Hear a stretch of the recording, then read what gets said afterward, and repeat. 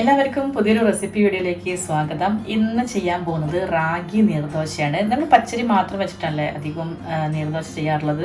ഇത് കുറച്ചും കൂടെ ഹെൽത്തി ആയിട്ട് നമുക്ക് റാഗി കൂടെ ചേർത്ത് പച്ചരിയുടെ അളവൊന്ന് കുറച്ചിട്ട് നമുക്ക് നല്ല നീർദോശ തയ്യാറാക്കാം. ഇതിന് വേണ്ട സാധനങ്ങൾ എന്തൊക്കെയാണെന്ന് നോക്കാം.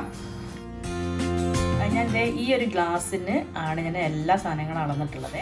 ഇത് ഒരു ഗ്ലാസ് റാഗിയാണ്. ഇത് റാഗി നന്നായിട്ട് കഴുകി ഉണക്കിയിട്ടുള്ള റാഗിയാണ്. പച്ചരി 1/4 ഗ്ലാസ് തന്നെ എടുത്തിട്ടുള്ളത്. ഇനിയിപ്പോൾ കപ്പളവാണെങ്കിൽ ഒരു 1/4 കപ്പ് സെയിം അളവ് തന്നെയാണ്. ഈ ഒരു തേങ്ങ. അപ്പോൾ ഇത് കണ്ടില്ലേ, ഞാൻ റാഗിയും അതുപോലെ തന്നെ പച്ചരിയും കൂടെ ഒരുമിച്ച് ഇട്ട് നന്നായിട്ട് വാഷ് ചെയ്തിട്ട് ഒരു 4-5 പ്രാവശ്യം നന്നായിട്ട് കഴുകണം.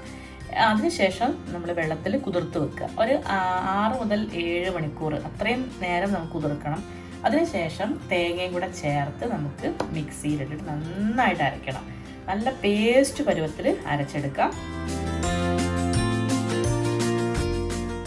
അപ്പോൾ ഇത് ഞാൻ മിക്സിയുടെ ചെറിയ ജാറിലാണ് ഇട്ടിട്ടുള്ളത്.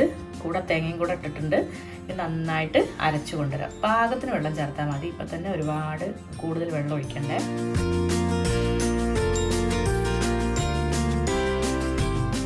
അപ്പോൾ നമ്മുടെ മാവ് ഇവിടെ റെഡി ആയിട്ടുണ്ട്. ഇനി ഇതിനകത്തേക്ക് പാകത്തിന് വെള്ളം ഒഴിച്ചിട്ട് നമുക്ക് ലൂസാക്കി കൊടുക്കാം.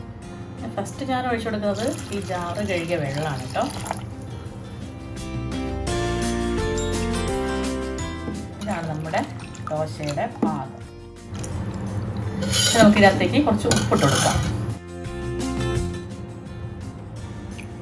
ഏതാണ്ട് ഒരു 2 ടീസ്പൂണോളം വെളിച്ചെണ്ണ ഞാൻ ഒഴിച്ച് കൊടുത്തിട്ടുണ്ട്. ഇതിന് കൂടെ തന്നെ നമുക്ക് ഒഴിക്കാം.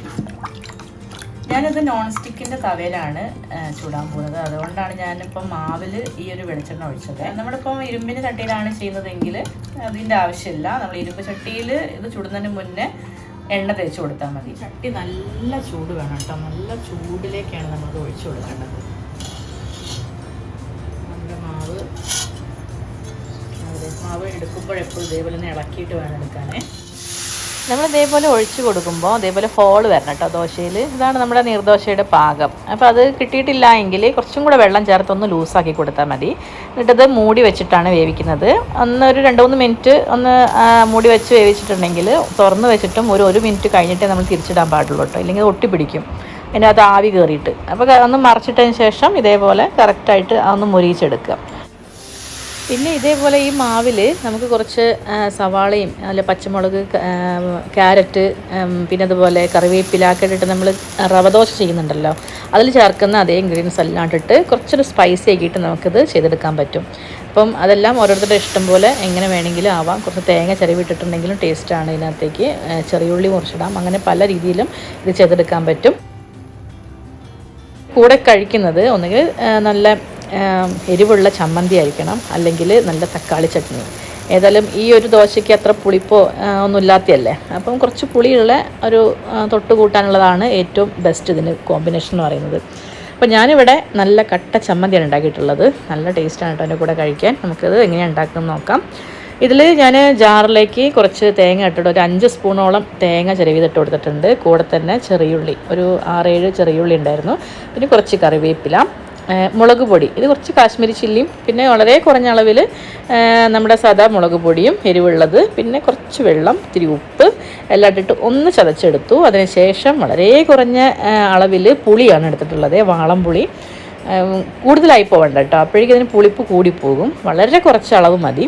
ഇതും കൂടെ ചേർത്ത് നന്നായിട്ടൊന്ന് അരച്ചെടുത്തിട്ടുണ്ടെങ്കിൽ നമ്മുടെ ചമ്മന്തി റെഡി ആയിട്ടുണ്ട്.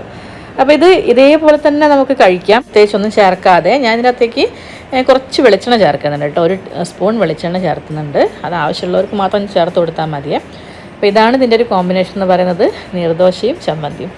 ഇതിൻ്റെ കൂടെ എന്ത് കൂട്ടി കഴിക്കാം കേട്ടോ. തക്കാളി ചട്നിയോ അല്ലെങ്കിൽ കടലക്കറി എല്ലാം എന്ത് രീതിയിൽ വേണമെങ്കിൽ നമുക്കിത് ഈ ഒരു ദോശ കഴിക്കാവുന്നതാണ്. അപ്പോൾ ഈ റെസിപ്പി എല്ലാവർക്കും ഇഷ്ടപ്പെട്ടുവെങ്കിൽ ഒന്ന് ലൈക്ക് ചെയ്യുക, ഷെയർ ചെയ്യുക, അതുപോലെ ചാനൽ സബ്സ്ക്രൈബ് ചെയ്യാൻ മറക്കല്ലേ. എല്ലാവരും ഒന്ന് ട്രൈ ചെയ്ത് നോക്കൂ കേട്ടോ. നല്ല ടേസ്റ്റി ആയിട്ടുള്ള ഒരു ഐറ്റമാണ്. എല്ലാവർക്കും നന്ദി.